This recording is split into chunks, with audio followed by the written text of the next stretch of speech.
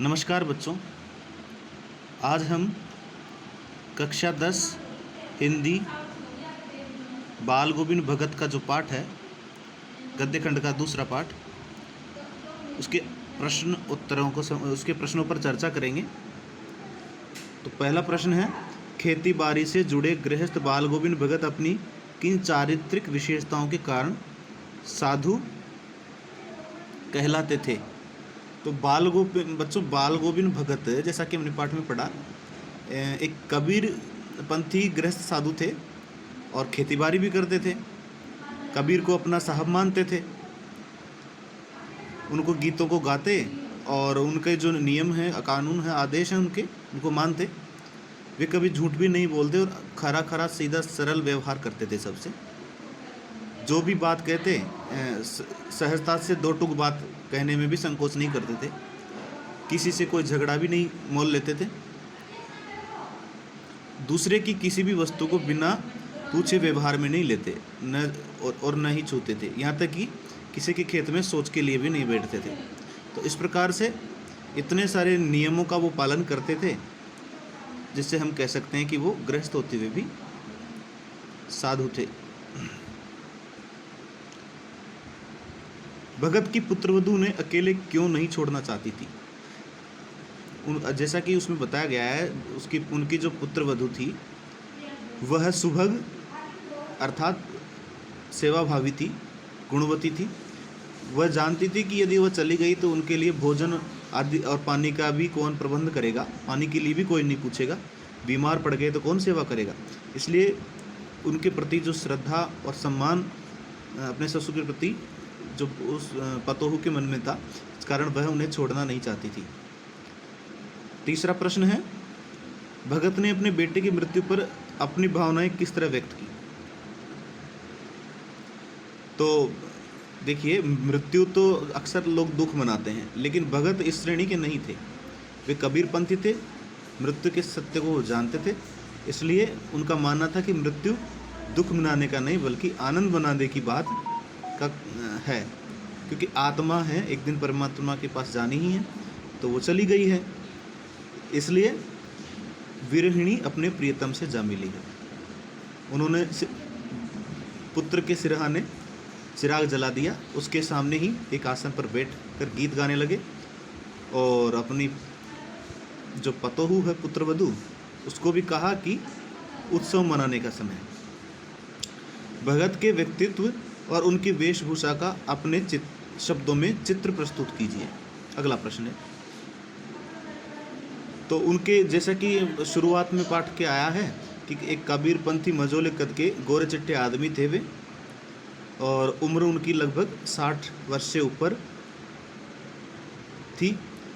बाल पक गए थे, लेकिन साधुओं की तरह बड़े बड़े बाल या जटाजूट नहीं रखते थे। कपड़े भी कम ही पहनते थे। कमर में एक लंगोटी और सर पर कबीरपंथियों की कनपटी टोपी ये लगाते थे। जाड़े के मौसम में एक काली कमली ओढ़े रहते। मस्तक पर रामानंदी चंदन और गले पर तुलसी की एक अनगढ़ सी माला वो पहने रहते थे। बाल गोविंद भगत की दिनचर्या लोगों के अचरज का कारण क्यों थी। वो देखिए, जैसा कि इसमें आया है, कितनी कठोरता से अपनी दिनचर्या का वो पालन करते थे। सुबह जल्दी उठते, 2 मील दूर जो नदी है उसमें स्नान करने के लिए जाते, और जैसे कि वापस जब आते थे तो संत समागम करते थे, संतों के साथ बैठते थे। अपने व्यक्तिगत जीवन में वे कभी झूठ नहीं बोलते, न किसी की कोई दूसरी की चीज़ को छूते, सबसे प्रेम भरा व्यवहार रखते। किसी के खेत में शौच के लिए भी नहीं बैठते, और अपने खेतों में थोड़ी बहुत खेती बाड़ी की ज़मीन थी, उसमें जो अनाज पैदा होता उसे पहले कबीर मठ में अपने साहब के दरबार में ले जाते, और वहाँ से जो प्रसाद स्वरूप मिलता उसी से अपनी गुजर करते थे। तो इसलिए उनकी दिनचर्या लोगों के अचरज का कारण थी, क्योंकि इतने कम में भी वे संतुष्ट रहते थे। पाठ के आधार पर बाल गोविंद भगत के मधुर गायन की विशेषताएं लिखिए। अब आपने जैसे पढ़ा है बच्चों कि भक्ति के मधुर गीत गाया करते थे, प्रत्येक परिस्थिति और अवसर पर गायन कर लेते थे। यानी कि जब धान रोपनी होती थी उस समय भी उनके होठों से गीत निकलने लगते थे। वे मौसम के गीत भी गाते थे। उनके गीतों को सुनकर बच्चे और बड़े, छोटे बड़े सब झूमने लगते थे। औरतों के हाथ पांव कांपने लग, होठ भी कांप उठते थे और उनके साथ वे भी गुनगुनाने लगती थी। बैलों के पैर थिरकने लगते थे। ऐसा लगता था जैसे भादो सावन कार्तिक हर मास के उनके गीत जो सुनने वाले मंत्रमुग्ध हो जाते थे। गर्मियों के उमस में भी उनके गीतों का मधुर स्वर न जाने कितनों का हृदय शीतल करता था। उनके गीतों को सुनकर लोग अपना दुख भूल जाते थे। जब वो गाते थे तो लगता था जैसे कि एक स्वर तो वो ईश्वर के पास भेज रहे हैं और एक स्वर जो सभी को के कानों में पहुंच रहा है, सबके लिए वो गा रहे हैं। बच्चों, कुछ मार्मिक प्रसंगों के आधार पर यह दिखाई देता है कि बाल गोविंद भगत प्रचलित सामाजिक मान्यताओं को नहीं मानते थे। पाठ के आधार पर यह दिखाई देता है कि बाल गोविंद भगत प्रचलित सामाजिक मान्यताओं को नहीं मानते थे। तो पाठ के आधार पर उन सब प्रसंगों का उल्लेख कीजिए। ये है 7वां प्रश्न। तो इसका उत्तर देखिए, सुनिए कि बाल गोविंद भगत, इस पाठ में लेखक ने कुछ ऐसे मार्मिक इसमें प्रसंग डाले हैं इससे पाठकों का ध्यान उस ओर जाता है। सामाजिक मान्यता के अनुसार वे एकमात्र अपने इकलौते बेटे के निधन पर शोक नहीं मनाते हैं। जब उसकी मृत्यु होती है तो वो दुख नहीं मनाते हैं, बल्कि उनका मानना है कि आत्मा परमात्मा में मिल गई है। विरहिणी अपने स्वामी से, प्रियतम से जा मिली है। मृत शरीर को मुखाग्नि स्वयं ने देकर अपनी पतोह से दिलवाई और श्राद्ध कर्म पूरा होने के बाद बहू के भाई को बुलाकर बहू की दूसरी शादी करने के लिए कहा। तो इस प्रकार वो विधवा विवाह के भी समर्थक रहे थे, जबकि उस समय ऐसी रूढ़ियां बहुत ज़्यादा प्रचलित थी जिनका उन्होंने खंडन किया, उनका विरोध किया, उसके विरुद्ध गए। 8वां प्रश्न देखिए, धान की रोपाई के समय समूचे माहौल को भगत की स्वर लहरियां किस तरह चमत्कृत कर देती थी, उस माहौल का शब्द चित्र प्रस्तुत कीजिए। अब इसमें पूरा एकदम से जो वातावरण उस समय निर्मित होता था वो आपको वैसे प्रस्तुत करना है कि धान की रोपाई के समय समूचे माहौल को भगत की स्वर लहरियां चमत्कृत कर देती है। उनकी आवाज़ इतनी मनमोहक, ऊंची और आरोही अर्थात उतार चढ़ाव की है कि बच्चे झूमने लगते। मेड़ पर खड़ी औरतों के होठ कांप उठते थे। वे गुनगुनाने लगती। धान की रोपनी करने वाली अंगुलियां एक अजीब क्रम में चलने लगती। इस तरह उनकी संगीत लहरी जादू सारे वातावरण पर छा जाता। रचना और अभिव्यक्ति की जो प्रश्न है, देखिए 9वां प्रश्न, पाठ के आधार पर बताएं कि बाल गोविंद भगत की कबीर पर श्रद्धा किन किन रूपों में प्रकट हुई है। तो देखिए, एक तो भगत जी कबीर पर श्रद्धा रखते थे, वो कई रूपों में प्रकट हुई है। वो अपना साहब मानते थे कबीरदास जी को, कबीर को। और अनाज में, जैसे खेत में जो भी अनाज होता, पहले कबीर मठ में दरबार में ले जाते, वहाँ से जो प्रसाद स्वरूप मिलता उसी से गुजर करते थे। किसी से वैरभाव नहीं रखना, कभी झूठ नहीं बोलना और साफ सुथरी दो टूक बात कहना, सांसारिक मोह माया से दूर रहना। इस प्रकार कबीर की तरह ही वो अपना जीवन उनके मान्यताओं के अनुसार जीते थे। अगला प्रश्न देखिए 10वां, कि आपकी दृष्टि में भगत की कबीर पर अगाध श्रद्धा के क्या कारण रहे होंगे, वो देखिए। कबीर अपनी बातें आम जनमानस तक बिना किसी लाग लपेट कर कहते थे, यानी कि वो कड़वी बात पहले कहते थे और जो रूढ़िवादिता है, आडंबर है, और तो उसका वो बिल्कुल खंडन किया करते थे कबीरदास जी। तो इसलिए भगत जी का स्वभाव भी कुछ इसी तरह का था, तो उन्होंने कबीर को अपना आदर्श माना। वे आडंबर रहित जीवन यापन करते थे, कबीरदास जी की तरह ही। स्त्री और पुरुष दोनों के साथ समान व्यवहार करते थे। गृहस्थ होकर भी साधु जैसा ही जीवन जीते थे, त्यागपूर्ण जीवन। ईश्वर की प्राप्ति के लिए वे संगीतज्ञ गायन भक्ति को अपनाया, यानी कि संगीत गा करके ईश्वर की भक्ति किया करते थे।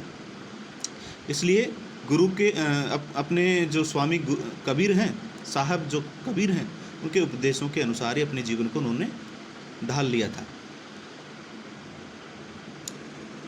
11वां प्रश्न देखिए, गांव का सामाजिक सांस्कृतिक परिवेश आषाढ़ चढ़ते ही उल्लास से क्यों भर जाता है? आप सब जानते हैं कि गांव में लोग पूरी तरह से कृषि पर निर्भर होते हैं, इसलिए बरसात का आना एक तरह से उत्सव की तरह होता है गांव में। तो आषाढ़ मास से बरसात का महीना अब लगभग हमारे देश में शुरू होता है। तो आषाढ़ की रिमझिम बारिश में भगत जी अपने मधुर गीतों को गुनगुनाकर खेती करते हैं। उनके इन गीतों के प्रभाव से संपूर्ण सृष्टि रम जाती है। पूरी सृष्टि को वो अपने गीतों के माध्यम से प्रभावित करते हैं। स्त्रियां भी प्रभावित होकर गाने लगती हैं, जैसे कि उनके होठ गुनगुनाने लगते हैं, हलवाहों के पैर थिरकने लगते हैं। इसीलिए गांव का परिवेश उल्लास से भर जाता है। अगला प्रश्न है, ऊपर की तस्वीर से यह नहीं माना जाए कि बाल गोविंद भगत साधु थे। क्या साधु की पहचान पहनावे के आधार पर की जानी चाहिए? आप किन आधारों पर यह सुनिश्चित करेंगे कि अमुक व्यक्ति साधु है? तो ऊपर की तस्वीर वाला जो ये प्रश्न है, इसका उत्तर यही होगा कि साधु की पहचान कभी भी पहनावे के आधार पर करना गलत होगा। क्योंकि कई बार हम देखते हैं कि लोग भेष बदल कर आते हैं साधु के पहनावे में, और कुछ ऐसे ऐसे कार्य कर जाते हैं कि हमें साधुओं पर ही संदेह होने लगता है। तो पहनावे का साधु होने से कोई संबंध नहीं है। यदि कोई साधु बन जाए तो पहनावा कोई सा भी हो, लेकिन एक आदर्श पोशाक जो है साधु की, एक चित्र उसका हमारे भारतीय समाज में छाया हुआ है। फिर भी यदि उस पोशाक को धारण करके भी व्यक्ति साधुओं जैसा व्यवहार नहीं करे तो उस पोशाक का कोई महत्व नहीं है। इसलिए गेरवा वस्त्र या भगवा वस्त्र धारण कर लेने से कोई साधु नहीं बन जाता। साधु बनने के लिए आचार और विचारों में शुद्धता की आवश्यकता होती है, यानी कि आचरण भी शुद्ध और अच्छा होना चाहिए और विचार भी उसके पवित्र होने चाहिए। अगला प्रश्न है कि मोह और प्रेम में अंतर होता है। भगत के जीवन को किस घटना के आधार पर इस कथन का सच सिद्ध करेंगे? मोह और प्रेम में अंतर होता है बच्चों। जैसा कि हम अपने संतान से सब प्रेम करते हैं, प्रेम करना अलग बात है, लेकिन देखिए जैसे कि भगत के बेटे की मृत्यु हुई तो वो इस बात को सिद्ध करती है कि मोह और प्रेम में अंतर है। भगत अपने बेटे से बहुत प्रेम करते थे, ऐसा कि वो दुबला पतला था, कमज़ोर था, कृशकाय था, इसलिए वो उसको बहुत मानते थे और बहुत ध्यान देते थे। अपने मंदबुद्धि बेटे का विशेष वो ध्यान रखते थे, लेकिन उसकी मृत्यु पर वह शोक नहीं मनाते हैं और अपनी पुत्र वधू से भी खुशी मनाने को कहते हैं। वो समझाते हैं कि जो इस संसार में आता है वो एक दिन जाता ही है। तो देखिए अगला प्रश्न है, इस पाठ में आए कोई 10 क्रिया विशेषण छांट कर लिखिए और उनके भेद बताइए। तो क्रिया की विशेषता बताने वाले शब्दों को क्रिया विशेषण कहते हैं और क्रिया विशेषणों के 4 भेद हैं। कालवाचक यानी कि समय, क्रिया के समय की विशेषता बताए वो कालवाचक क्रिया विशेषण। क्रिया के होने के स्थान का बोध कराए वो स्थानवाचक क्रिया विशेषण। क्रिया की मात्रा, कम ज़्यादा या कितनी मात्रा में क्रिया हो रही है उसका बोध कराए तो वो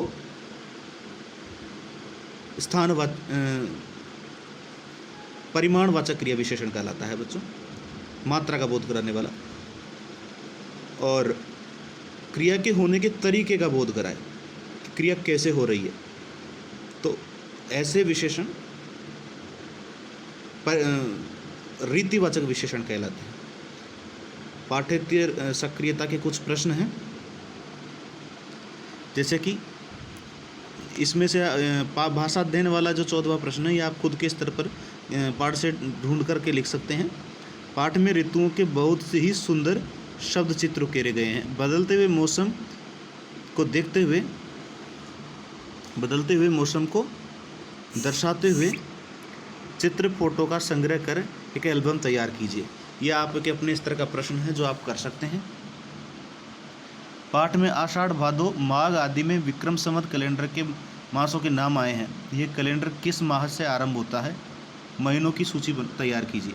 तो जैसा कि भारतीय जो पंचांग है उसमें भी 12 महीने होते हैं, लेकिन वह 12 महीने का जो कैलेंडर है भारत में, तो चैत्र मास से शुरू होता है। चैत्र मास की शुक्ल पक्ष की प्रतिपदा से भारतीय नववर्ष मनाया जाता है बच्चों।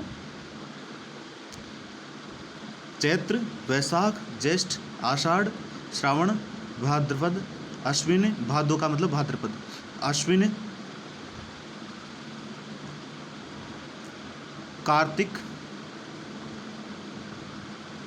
मृगशिरा भी नक्षत्र होता है, और मंगसर, पोष, मृगशिरा को मंगसर भी कह देते हैं, पोष, फिर माघ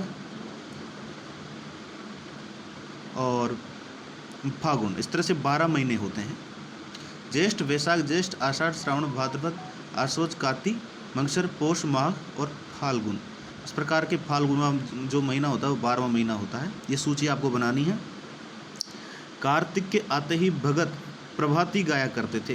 प्रभाती प्रातःकाल गाए जाने वाले गीतों को कहते हैं। प्रभाती गायन का संकलन कीजिए और उसकी संगीतमय प्रस्तुति कीजिए। तो प्रातःकाल गाए जाने वाले गीतों को आप नेट से भी ढूंढकर लिख सकते हैं इस और गाने का अभ्यास कर सकते हैं, लिखने के लिए नहीं है। इस पाठ में जो ग्राम्य संस्कृति की झलक मिलती है वह आपके आसपास के वातावरण में कैसे भिन्न है।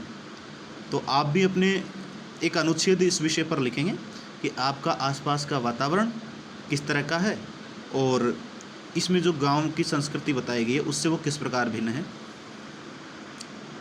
ये शब्दार्थ हैं जिसको आपको शब्दों का अर्थ पता चल जाएगा, और ये डिटेल थोड़ी और ज़्यादा जानना है तो इसको आप पढ़ करके समझ सकते हैं।